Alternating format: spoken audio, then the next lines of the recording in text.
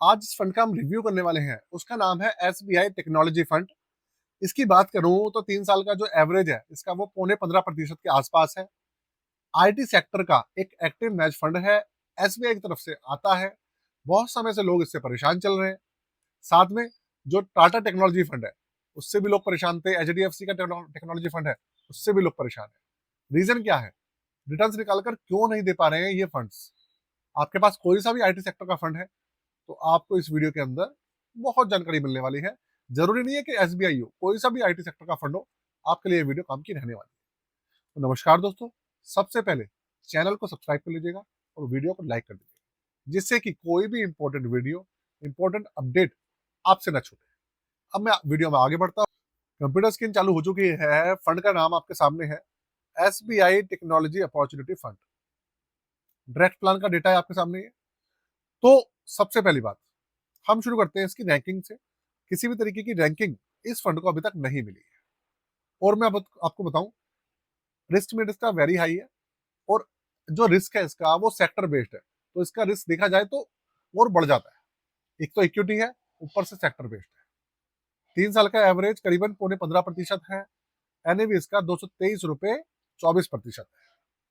देखिए, होता यह है कि सेक्टर बेस्ड फंड के अंदर अगर सेक्टर चल रहा है, अच्छा चल रहा है, तो बहुत अच्छे रिटर्न निकाल के देगा, आपको रिटर्न्स की बरसात कर देगा। लेकिन अगर सेक्टर के अंदर प्रॉब्लम आई, गिरावट आई, तो पूरा सेक्टर क्रैश कर जाता है। मार्केट चलती रहती है, लेकिन वो सेक्टर कितने समय के लिए बैठ जाएगा, आपको रिटर्न्स निकाल कर नहीं देगा और आपका पैसा ब्लॉक हो जाएगा, पता नहीं चलता है। अब इसके रिटर्न्स देखते हैं एक बार, उसके बाद इसके पोर्टफोलियो में देखेंगे कि एक्चुअल में चल क्या रहा है, तभी पता लगेगी सारी कहानी इसकी। अब आप ये देखो, 10 साल का एवरेज इसका ठीक ठाक है, 16.5% है। 7 साल का 18% का एवरेज है इसका। इसके अलावा 5 साल का एवरेज भी ठीक है, 13.5% के आसपास है। 3 साल का एवरेज भी ठीक है, 0.15% है। लेकिन 1 साल का आप देखो, 1 साल में 1.545% ये पॉजिटिव है। और वो भी इसलिए पॉजिटिव में आया है क्योंकि पिछले एक महीने में थोड़ा सा मार्केट अभी चली है, पिछले एक हफ्ते 10 दिन के अंदर। अगर आप देखेंगे, बेंच मार्क 7% नेगेटिव में चल रहा है, लेकिन ये फंड 1.45% पॉजिटिव है। तो देखा जाए तो बेंच मार्क को तो बीट कर रहा है, लेकिन रिटर्न्स बहुत ज्यादा निकाल के नहीं दे पा रहा है।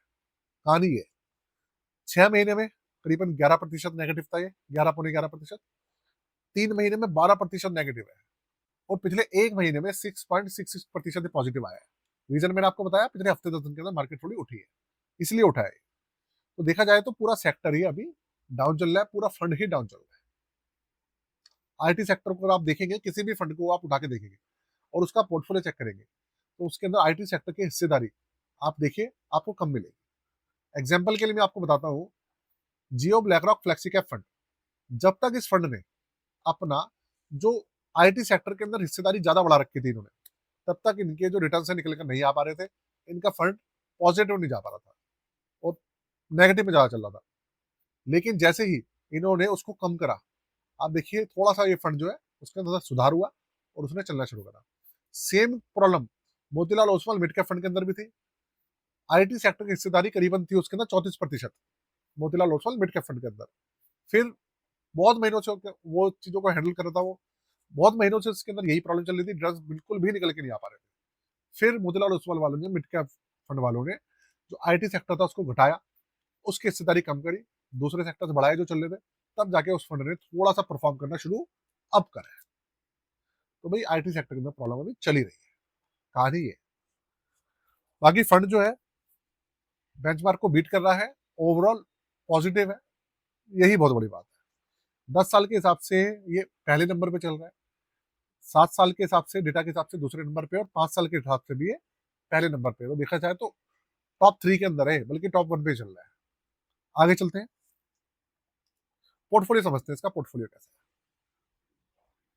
तो अब देखिए आप, करीबन 95% की हिस्सेदारी इन्होंने अभी इक्विटी के अंदर रखी हुई है, 5% इन्होंने कैश बचाया हुआ है। 95% की हिस्सेदारी इक्विटी के अंदर है, 5% इन्होंने कैश बचाया हुआ है। और इसके अलावा लार्ज कैप है करीबन इसमें 60%, मिड कैप है 21% और स्मॉल कैप है 19%। 34 स्टॉक्स है इसके अंदर और 6 सेक्टर्स है इसके अंदर। वैसे तो ये आईटी सेक्टर है, लेकिन फिर भी बड़ा सेक्टर इसका आईटी है 77%, बाकी इंडस्ट्रियल सेक्टर है 10%, कंज्यूमर सेक्टर है 3.80 और फाइनेंशियल है 2.64%।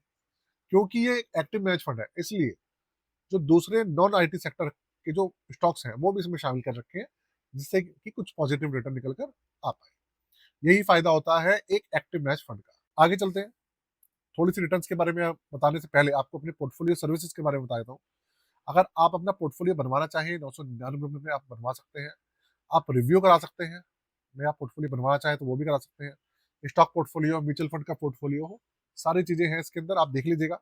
सर्विसेज सारे मेंशन है, डिस्क्रिप्शन के अंदर भी सारी डिटेल्स है, व्हाट्सएप नंबर यहाँ पर मेंशन है, आप जाकर चेकआउट कर सकते हैं। अब चलते हैं इस फंड के अंदर। अब अगर इसके ओवरव्यू की बात करें, इसके चार्जेस की बात करें, तो वो बात करते हैं। 1 जनवरी 2013 को ये लॉन्च हुआ था। BSE टेक TRI इसका बेंचमार्क है।